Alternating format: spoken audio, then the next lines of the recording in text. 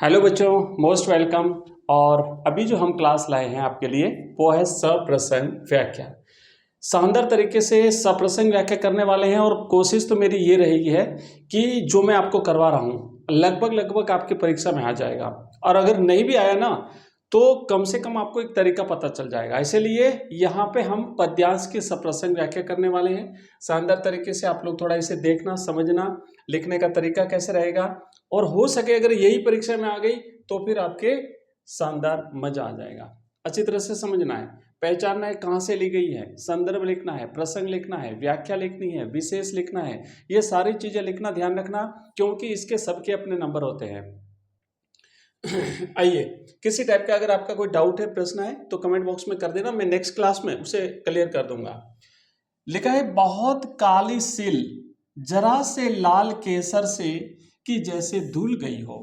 है तो काव्य लेकिन लगता नहीं कि काव्य है, ऐसा लगता है जैसे गद्य लिखा हुआ है। मतलब ये चीजें आपको विशेष में सहायता करेगी। विशेष में आपको इन चीजों को लिखना है कि बिल्कुल सिंपल, बिल्कुल सरल भाषा में लिखी गई कविता है। आम बोलचाल की भाषा का प्रयोग किया गया है, ग्रामीण परिवेश की भाषा का प्रयोग किया गया है, प्रातःकालीन ग्रामीण परिवेश का वर्णन यहाँ पे हुआ है, नवीन बिंबों का प्रयोग किया है ना, जैसे काली सिल, केसर और धुल गई हो, या स्लेट या लाल खड़िया चाक मल दी गई हो। तो ये नए बिंब हैं, एक प्रगतिशील कविता है, नए बिंबों का इसमें प्रयोग हुआ है। लाल खड़िया चाक मल दी हो किसी ने, नील जल में या किसी की गौर झिलमिल देह जैसे हिल रही हो।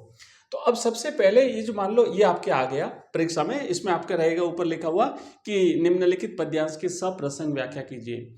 बच्चों ध्यान देना, बहुत सारे बच्चे ऐसे करते हैं, संदर्भ प्रसंग एक साथ लिखते हैं या संदर्भ लिख करके और संदर्भ प्रसंग को साथ में लिख देते हैं और फिर व्याख्या लिख देते हैं। लेकिन अगर कॉपी किसी ऐसे एग्जामिनर के पास चलेगी जो वास्तव में अगर बोर्ड के थोड़ा सा गंभीर हो और अपना अपना नियमों के हिसाब से अगर वो कॉपी चेक कर रहा है तो फिर आपके नंबर कटने की संभावना रहेगी। तो करना क्या है, संदर्भ लिखना है सबसे पहले, फिर प्रसंग लिखना है और फिर व्याख्या करनी है और फिर लिखना है विशेष। आपका एक नंबर नहीं कटेगा। चलने में तो चल जाता है लेकिन नहीं चला तो फिर ध्यान रखना।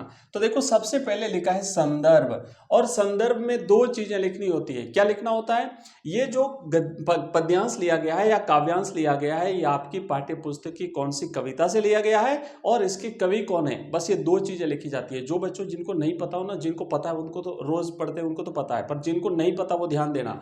तो आप लिखेंगे कि प्रस्तुत काव्यांश हमारी पाठ्य पुस्तक में संकलित कवि शमशेर बहादुर सिंह की कविता ऊषा से लिया गया है। तो दो चीजें क्लियर हो गई ना। ध्यान रखना, जहां शमशेर बहादुर सिंह आप लिखते हो या और भी कोई कवि आ गया और उस कवि का जब नाम लिखते हो तो उस कवि को आपको सिंगल इन्वर्टेड कॉमा में बंद करना है। आप सबको पता होगा कि हमें लिखना आता है सर, कैसे आता है, पर ये छोटी छोटी चीजें आप बारीकी जो चीजें होती है ना इनको भूल जाते हो, इनको आप नहीं लिखते। साथ ही साथ आप एक काम करें, आप ये जो कवि लिखते हो उसको अंडरलाइन कर दीजिए और जो कविता का नाम है उस कविता के नाम को भी अंडरलाइन कर दीजिए। साथ ही साथ इसे भी सिंगल इन्वर्टेड कॉमा में बंद कर दीजिए। बेस्ट तरीका जो बता रहा हूँ आगे भी काम करेगा। जहाँ कंपटीशन एग्जाम्स में आप सिविल सर्विस की अगर तैयारी करो वहाँ पे ये चीज़ें काम करती है।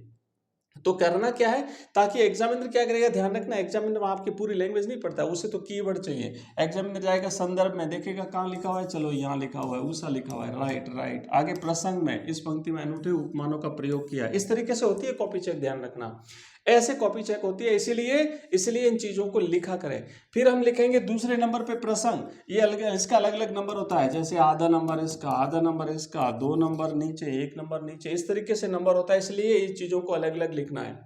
आगे लिखना प्रसंग, इन पंक्तियों में कवि अनूठे उपमानों से प्रातः काल के आकाश के शब्द चित्र प्रस्तुत कर रहा है। क्या कर रहा है, सुबह का समय है, प्रातः काल का समय है, सूर्योदय अभी हुआ नहीं है और उस दौरान आसमान में जो परिवर्तन हो रहा है, आकाश में जो परिवर्तन हो रहा है, उस आकाश के परिवर्तन को शब्द चित्रों के माध्यम से हमारे सामने प्रस्तुत कर रहा है। ये लिखना शब्द चित्र, मतलब बिंब हमारे सामने प्रस्तुत कर रहा है कवि। तो अनूठे उपमानों का प्रयोग करके, ये अनूठे उपमान जो हमने अभी देखा था, प्रातःकालीन सील है न, लाल खड़िया चाक है, ये सारे अनूठे उपमान है और आपको विशेष में लिखना भी है कि अनूठे उपमानों का प्रयोग जो है वो कवि ने किया है। अब आप लिखेंगे यहाँ पे व्याख्या। व्याख्या में शुरू करिए कि कवि इन पंक्तियों के माध्यम से एक ग्रामीण प्रातःकालीन परिवेश का वर्णन कर रहा है। सूर्योदय होने से पहले आसमान में प्रतिपल होने वाले परिवर्तनों को कवि ने सुंदर उपमानों का और बिंबों का प्रयोग करके शब्द चित्र के माध्यम से प्रस्तुत किया है। लिखेंगे सवेरे के झुटपुटे के कारण प्रकाश की कमी से नीला आकाश कुछ काला सा लग रहा है। अभी सूर्योदय नहीं हुआ है, तो सूर्योदय नहीं हुआ इसलिए प्रकाश भी नहीं है, और प्रकाश नहीं है इसलिए आसमान जो है वो थोड़ा सा हल्का काला दिखाई दे रहा है। नीला आसमान होता है, रात्रि के समय तो बिल्कुल नीला होता है, लेकिन सुबह के समय नीला हल्का काला सा दिखाई देता है। और उषा की लालिमा उस पर पड़कर सुंदर दृश्य उपस्थित कर रही है। अब चूंकि सूर्योदय होने वाला होता है और उससे पहले आसमान में हल्की सी लालिमा होती है, उस लालिमा से एक सुंदर दृश्य लगातार जो है वो बनते रहते हैं।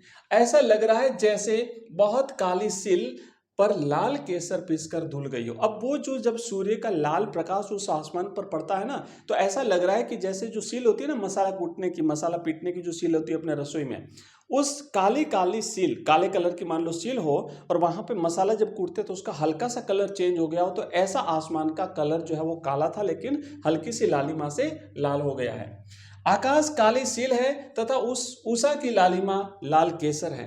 यह दृश्य ऐसा लग रहा है जैसे काली स्लेट पर किसी ने लाल रंग की चाक मल दी हो। अब जैसे बच्चों की स्लेट होती है ना, स्लेट पट्टी ब्लैक कलर की होती है, उस काले कलर की स्लेट पर मानो किसी ने लाल कलर से रंग कर दिया हो, ऐसा आसमान अभी दिखाई दे रहा है ना, ऐसे इस प्रकार का। तथा भौर के नीले आकाश पर उषा की लालिमा ऐसी प्रतीत हो रही है मानो नीले जल में किसी सुंदर स्त्री की झिलमिलाती गोरी देह हिल रही है। साथ ही साथ कवि एक और हमारे सामने दृश्य प्रस्तुत कर रहा है कि जैसे किसी तालाब में पानी बिल्कुल साफ स्वच्छ पानी, और वहां पे कोई गोरी या कोई युवती अगर स्नान कर रही हो तो उसकी देह जो हिलती हुई प्रतीत होती है। तो इसी तरीके से अभी उस आसमान में जो लालिमा पड़ रही है, तो वो लालिमा से ऐसा दृश्य प्रस्तुत हो रहा है। आगे देखो, अब आपको विशेष लिखना है। विशेष में आप लिखेंगे कि भाषा सरल और प्रसंगानुकूल है। प्रसंग अनुकूल मतलब प्रसंगानुकूल, प्रसंगानुकूल है, ठीक है, ऐसे लिखोगे, प्रसंगानुकूल है। कवि ने नवीन उपमानों का प्रयोग किया है। नवीन उपमान है ना, सिल, काली सिल होगी, हुआ लाल केसर, स्लेट, उस पर खड़िया मलना, ये प्रातःकालीन ग्रामीण परिवेश को दर्शाया गया है। और भी आप 2-3-4 लाइनें आप अपने हिसाब से यहाँ पे लिख सकते हो। तो एक तो ये हो गया, और नेक्स्ट हम एक और करते हैं, एक शानदार उदाहरण जो आपके सामने रहेगा, यहाँ पे मैं पढ़ूंगा, और ये रहा। पहचानना है आपको कहाँ से लिया गया है, जल्दी से पहचानेंगे। कल्पना के रसायनों को पी। अब चूंकि कवि होता है, जब कविता जब लिखनी होती है तो कवि पहले क्या करेगा, कल्पना करेगा। तो कल्पना रूपी खाद को पी करके बीज गल गया, निशेष शब्द के अंकुर फूटे। तो उससे जब कवि ने कल्पना करी तो शब्द निकले। पल्लव पुष्पों से नमित हुआ, विशेष झूमने लगे फल, रस अलौकिक अमृत धाराएं फूटी, रोपाई क्षण की कटाई अनंतता की, लूटते रहने से जरा भी नहीं होती कम। तो अब यहाँ पे आप पहचान गए होंगे कि ये कविता कहाँ से ली गई है। मेरा छोटा मेरा खेत चौकोना, राइट। अब देखो, सबसे पहले लिखेंगे प्रसंग। प्रसंग में क्या लिखना है, प्रसंग में आप लिखेंगे कि प्रसंग में संदर्भ लिखना है सबसे पहले, प्रसंग नहीं लिखना है, सबसे पहले संदर्भ लिखना है। एक बार फिर से कि प्रस्तुत जो काव्यांश है ये हमारी पाठ्य पुस्तक में उमा शंकर जोशी, आप उमा शंकर जोशी को लिखेंगे प्रस्तुत पाठ्य आरो, हमारी किताब आरो में संकलित कवि उमा शंकर जोशी, ठीक है, ये उमा शंकर जोशी है। किताब का नाम भी आप चाहो तो लिख सकते हो, जैसे हमने पिछले में नहीं लिखा था, आप ऐसे चाहो तो लिख सकते हो कि हमारी पाठ्य पुस्तक आरो में संकलित कवि उमा शंकर जोशी की कविता छोटा मेरा खेत। छोटा मेरा खेत दोनों को इन्वर्टेड कॉमा में, सिंगल इन्वर्टेड में ना, डबल में नहीं, सिंगल इन्वर्टेड में बंद करेंगे, नीचे अंडरलाइन करेंगे, फिर इसको छोटा मेरा खेत को भी सिंगल इन्वर्टेड कॉमा में बंद करेंगे, नीचे अंडरलाइन करेंगे, से लिया गया है। आगे भी चाहो तो लिख सकते हो, हालांकि यहाँ तक पर्याप्त है, लेकिन कि मूलतः यह कविता गुजराती भाषा में है, जिसका अनुवाद जो है वो रघुवीर चौधरी ने हिंदी में किया है, ठीक है। चलिए आगे बढ़ते हैं, ये तो हो गया संदर्भ। अब हम लिखेंगे प्रसंग। प्रसंग में आपको देखो लिखना है कि इस अंश में, ये जो काव्यांश जो दिया हुआ है, इस अंश में कवि ने अपनी तुलना एक किसान से की है। जिस तरीके से एक किसान अपने खेत को हल से उसकी गुड़ाई करता है, फिर उसमें बीज डालता है, फिर उसमें पानी डालता है, खाद डालता है, वो बीज अंकुरित होगा, उसकी फसल तैयार होगी, फिर उसकी कटाई होगी। उसी तरीके से कवि सबसे पहले कल्पना करता है, कल्पना करके अपने अपने मस्तिष्क में जो है वो शब्द फूटते हैं, अंकुर होते हैं, शब्द बनते हैं, शब्द से फिर कविता बनती है, कविता फिर रस का आनंद देती है और वो कविता अनंत काल तक आनंद देती है। तो लिखा है कि किसान से की है जो कि अपने खेत में बीज बोकर जल और खाद देकर फसलें उगाता है। कवि का कविता कर्म भी इसी के समान रचनात्मक है, वह कागज पर भावों की फसल उगाता है। लिखेंगे व्याख्या। कवि को आभास होता है कि वह जिस कागज पर लिख रहा है वह उसका छोटा चौकोर खेत है। भावों की आंधी आने पर किसी क्षण विचारों के बीज उसमें बो दिए गए। आगे लिखेंगे आप, आगे देखो लिखेंगे कि कवि की कल्पना रूपी रसायन के संयोग से विचारों के बीज गलकर शब्दों के कोमल अंकुरों के रूप में फूट पड़े हैं। एक पौधे के रूप में विकसित होकर वे अब नए नए पत्तों और फूलों से लद गए हैं। इनके भार से डालियां नीचे झुक गई है। पेड़ पर फूल आने के बाद वह रस भरे फलों से लद गया है। उनका रस अमृत के समान है। उस बीज को किसी एक समय में रोपा गया था, अब जो फसल पैदा हुई है उसे बार बार काटने पर भी वह कम नहीं होती। जब कवि के मनोभाव कविता के रूप में प्रकट हो जाते हैं तो उस काव्य की सरसता सभी को आनंद प्रदान करने वाली होती है। तो इस तरीके से आप लिखोगे, इस तरीके से इसमें नीचे आप जो है वो इसके विशेष में लिखोगे, वहाँ पे 2-3 पॉइंट लिख देना कि इसमें सरल सुंदर शब्दों का प्रयोग किया है, कवि ने अपनी तुलना किसान से की है और इस प्रकार आप विशेष में लिख देना 3-4 पॉइंट। तो ये तो हमने काव्यांश के 2 उदाहरण लिए हैं बच्चों।